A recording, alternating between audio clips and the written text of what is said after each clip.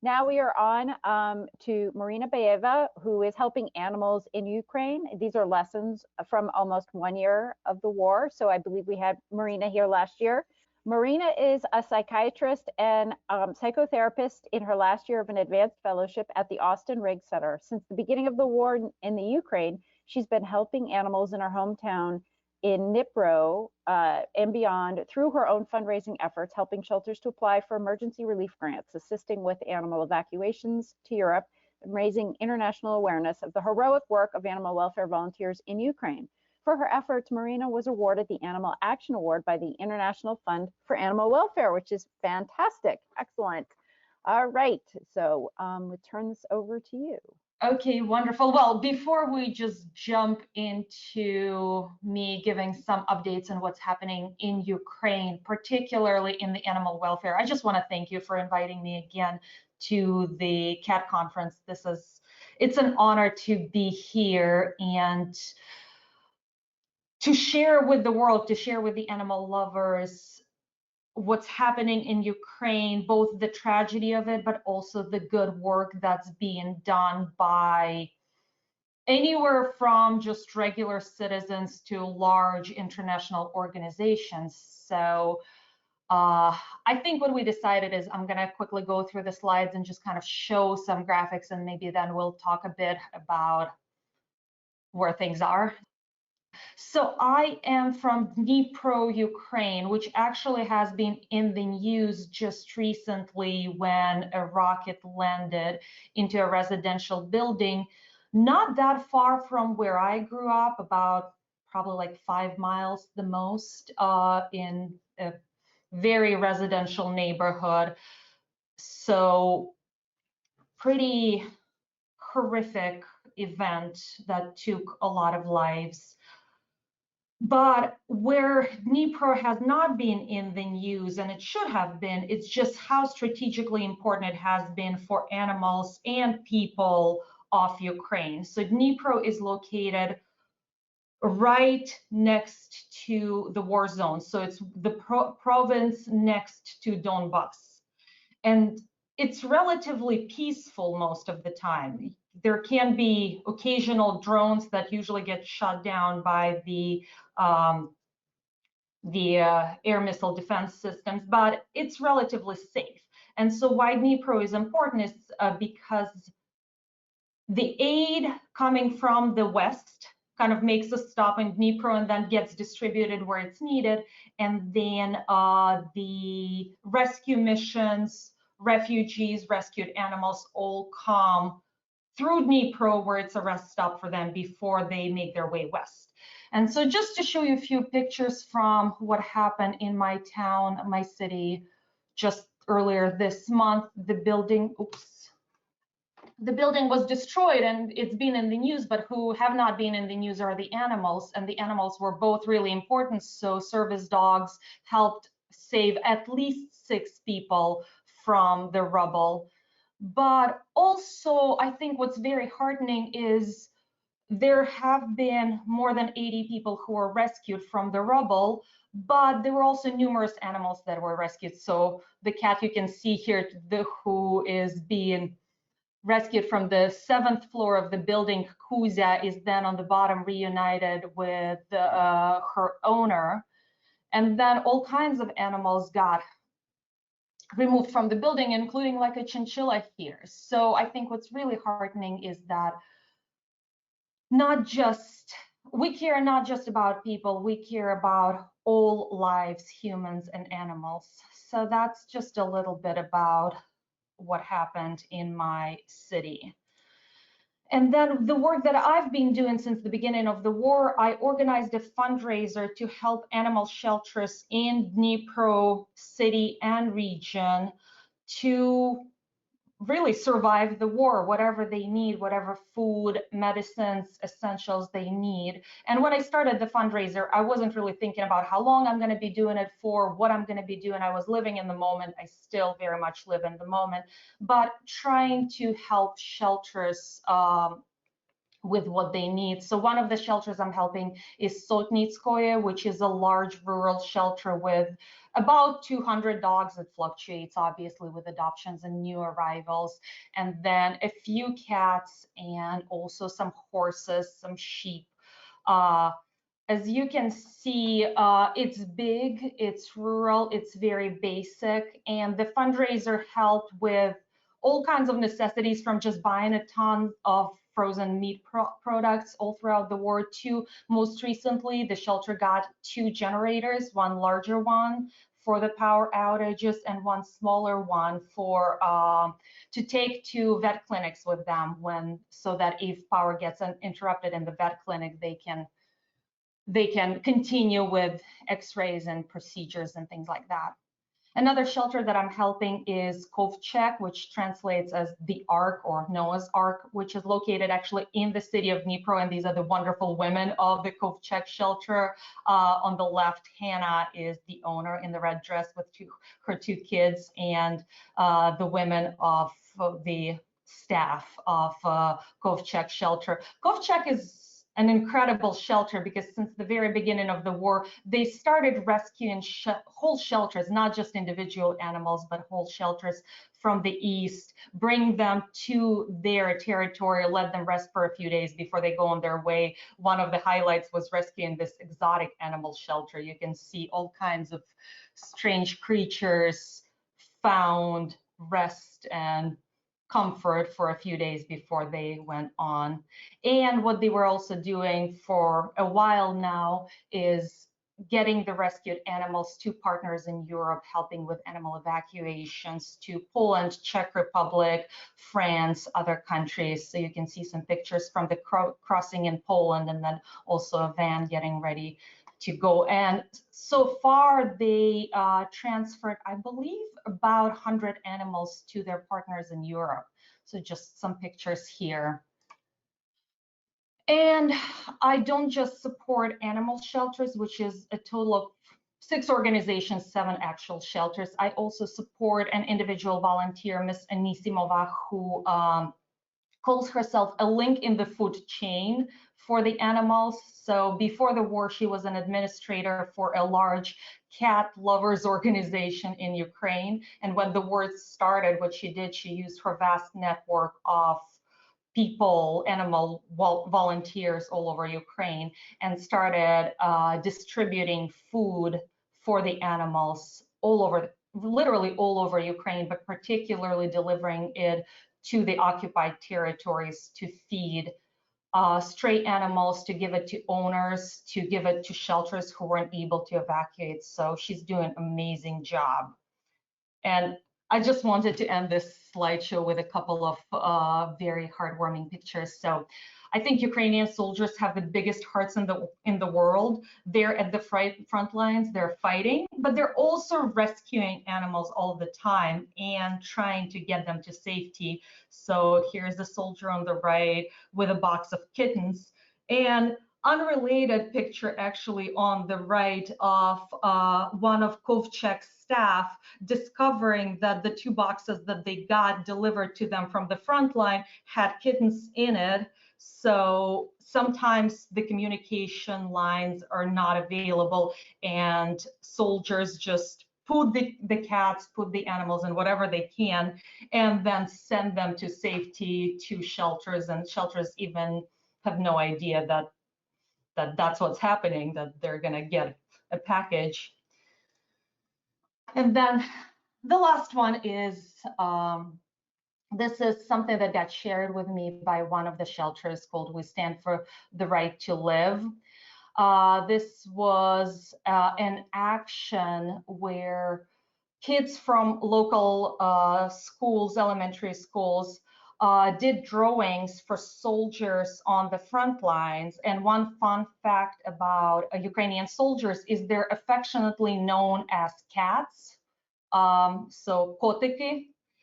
And so these drawings are both capturing something about the children's loves for cats, but also reminding the soldiers that they're loved. So this is just wanted to show some pictures before Stacy and I kind of jump into the conversation.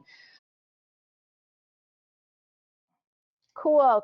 Well, that is really Excellent. I'll start out with some questions and then I'll look in the crowd. Number one, for those folks that do want to donate, I'm hoping you can put your link in the chat, even with the panelists, and then Kristen can post it up to the whole group, and we'll put it out in our Facebook group too. Did. Good, excellent. And then, so it's sort of in terms of the feeling in Ukraine right now, it's been a year. I mean, is this like, in the past, it was like kind of super reactive. Is this the new normal? It's, you know, are the distribution channels becoming more permanent, or is it feeling like it's still like, oh my gosh, there's an emergency over here, or there's an emergency over here, or are there like regular food deliveries happening? Is there some more greater systems? Yeah, I think we've made a lot of progress in the last, 11 months now. So it's actually 340 days as of today. So where it started, when I spoke about that in the kitten conference in June, it was very chaotic. It's just pretty much everybody who was there would pick up and do something, which is how I got into the field. It is on one level much more organized right now. So there are larger distribution networks, both in Ukraine and international, that are supplying primarily food, medication, and then spay-neutral procedures for not just animal shelters, but also just individual owners, home shelters, so what you name it. And the way it works is the shelters can fill out an online form and say, we have that many animals in this region, we need this and that and that, and then the organizations will try to provide what they can. Usually they're not able to meet all of the needs, but it's working pretty well. And with that said, the needs are constantly shifting. So a few months ago, the power was pretty much constant, so there was no need for generators. And then with the more recent bombings of infrastructure, generators became just the value of gold right now. And a lot of international grants, for example, they don't cover durable equipment.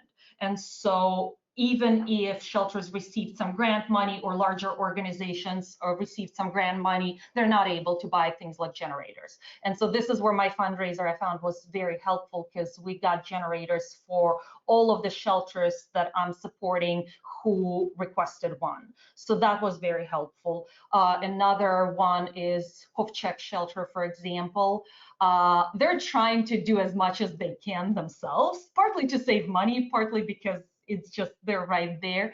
And so they were able to purchase an infusion pump for medications and treat animals on site, which is very needed. Saved a lot of time, saved a lot of money, saved a lot of trips to the vet clinic. And that's something that they could not have purchased with, grant money or received from larger organizations.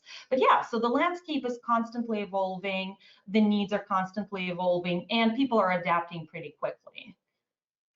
So I know in the pictures, a lot of the shelters talked about dogs and, a few cats here and there. Lots of cats, actually. Lots of cats at the shelters? Okay, yeah. Great. Well, great or not great, it's this catch-22. So is spay neuter happening? Is TNR happening for the cats that maybe aren't making it into shelters? I mean, how are cats being addressed or not addressed, prioritized, I guess? Well, so addressed, and there's always we can do more. So, right. But it kind of gets addressed in several levels. As I said, larger organizations are stepping in. So for example, I'm talking with an international organization right now. I'm kind of their regional representative for Dnipro, unofficial regional representative. We just, consult each other. And so they are planning to set up a clinic that shelters can bring their cats for spay-neuter procedures, kind of centralized place, as opposed to trying to support each individual shelter. So that's in the works. TNR is definitely happening, including in this very heartening way where what we call mini shelters, which is literally, a person or two brought in a number of animals into their home. So these mini shelter owners are coming out and capturing they know what the local colonies are, they know the local population, so they go in and bring those animals to the vet along with the animals they have in the shelter, and then release those. So it's happening kind of on a lot of different levels. And what we've seen in the spring, unfortunately, with many cats who escaped or were released or lost their owners and were not spayed and neutered, there was just such a huge boom of kittens that were born that hopefully with the measures in place, we're not going to replicate it this coming spring, because that was untenable for shelters. It was untenable for volunteers. It just was such an influx of little ones. So No, yeah. no, that sounds wonderful. I'm excited to hear about the clinic plans. That's going to be fantastic, and it's really nice to know that TNR is out there and the community is aware of it. And you're talking about the mini shelters. I refer to those folks as the people with tribal knowledge, right? They know Yeah. everything. They know everything about every nook and cranny in that community. And so if I'm looking to bring services into a community, those are the folks I'm going to want to talk to, because that's where I'm going to get a sense of how to be able to make an impact, not necessarily look at population numbers, and you can look at those numbers, but really understanding the folks that are handling the cats in the community is really critical. Regardless of whether I agree and disagree with how they're doing things on a daily basis, I just still want to know what they're doing. Yeah, absolutely. Is there anything else that you'd like to share with the group today? Any other, it sounds like you said you started this on not a whim, but you started this in the moment. Do you feel like you will be here again next year to give us an update, or is it just a moment thing? So when I was thinking about what I'm going to say at this conference, it really struck me, because when this started, it was not a moment thing and it was not a long-term thing. It was predicted that Ukraine is going to last 3 days. And so nobody really knew how long, the war is going to be. And what I found is month after month, there are new needs, there are new fundraising goals, there are new partners. And then what happened is tax season rolled around, and I thought, oh crap, I raised almost $40,000, which is great. Am I in trouble? Which, good news, I'm not, because all the funds were distributed to the shelters. Every month I send a disbursement of funds, and then they send me reports of how they're using the money. So no, and that made me realize, hey, we're in it for a long haul. At that point, it was like about 9 months into the war and 9 months into the fundraiser. I started pretty much right away. So I started making longer term plans. I'm in the process of registering the nonprofit 501c3, so working with a lawyer on that. I'm in the process of kind of thinking about how I want to do it, for the next 6 months. Don't want to think too far into the war, and ideally maybe planning for rebuilding, but obviously it's too early now. But with that said, it's really hard to plan ahead when you have a war happening and you don't know what's going to happen the next day, where, periodically I get these distressed messages from shelter owners. It's like, oh no, it's getting too hot here, we should start making evacuation plans.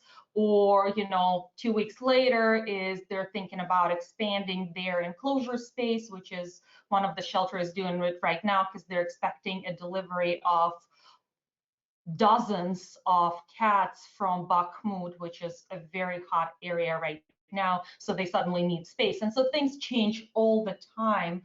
And I kind of want to stay flexible, but at the same time, I'm at the point where it really feels like I'm in it for a long haul, and we're all in it for a long haul. Yeah, and creating a 501c3 is not something to be done, for a 6 month or a 1 year scenario. So there's a certain level of permanency, and there's governance rules and all that kind of stuff that you have to abide by. So I've worked with a lot of nonprofits that have started up a lot of nonprofits. So I commend you for doing that, because I think that's a good next step for sure. And I think your nonprofit will grow quickly once that happens. Yeah, and I could have never imagined, even 6 months ago, that this is where I would be, and this is where, all of us would be. So one question, Marina is in, we just you are in Massachusetts, and I think I read in your bio you are part of a fellowship. So does that mean you're a student? Well, it means, I've been a student all my life, it sounds like. So this is the specialized training past, all the training that I've received. But yes, I'm a student, but I'm also working full time. It's like being an internship. It's like a working internship, like a medical doctor does their internship at the hospital, and you have to do that for your profession because um, you're in the mental health space. Yes. Yes, I'm a psychiatrist. So I've done my internship, I've done my residency, and so this is a next level of specialty. And so during the day, I work in a residential psychiatric hospital, and then in my free time, I am working on the fundraiser. I'm working on just helping shelters out, networking with a couple of international organizations, just helping them out with advice because I developed these connections on the ground, which have been quite valuable to those who are trying to come in and figure out what's going to be most helpful and what's going to be most effective. Last question for you is being in the profession that you're in, animal welfare space has been heavily layered with a lot of compassion fatigue or moral distress, any of those, and of the veterinary space as well as technicians. There's a high suicide rate in that space. Are you with the folks that you work with in Ukraine? Are you seeing that kind of stress? Well, absolutely. And this is where I need to draw very clear boundaries for myself, that my role is not to be their psychotherapist, but to support them in the ways that I can. There is a lot of compassion fatigue. There is a lot of just fatigue doing this kind of work day after day, showing up, cleaning, feeding, administering injections and medications while the situation is very uncertain, while funding has been unstable. That's been very difficult. Several of the shelters that I work with are kind of fall into the category of mini shelters or home shelters, even though, each one of them has on average 60 to 90 animals, so nothing mini about them, but there is one or maybe two people running the whole shelter. So just physically, that's been very difficult. So for example, Homeless Little One Shelter, the owner of it, she had health issues, and because it was just her and she didn't have funds to hire helper, she kept putting off a surgery that she needed. So one of the helpful things about the fundraiser was that for a few months we were able to get her funds for just a helper, a woman who would come in and help clean and things like that, so she could go in and get her surgery done. Yeah, another shelter owner from Ray of Hope, her husband passed away in the spring, not related to the war, not killed in the war, but still she lost her husband. So she's left alone with dozens of animals. And just like little moments, like she got a generator that was donated to her, but it's a manual generator. So she has to pull the string. And that's a moment where I hear from her that she just realizes, I need a man, I need somebody stronger to start this generator. So a lot of kind of day-to-day difficulties that people are facing caring for the animals, and more generally in the animal welfare volunteering, and also just in volunteering in general. I think there is a lot of compassion fatigue where people are just turning against one another, which has been quite difficult for me. So for example, one of my shelter owners got accused. I received accusations that were turned out to be totally unfounded, but some conflict, some jealousy from people that I wasn't even involved with. So I see some of that, and that's unfortunate. And at the same time, I think the war unites people in ways that I haven't seen before. We're kind of, for the most part, we're all in it together. Yeah, great.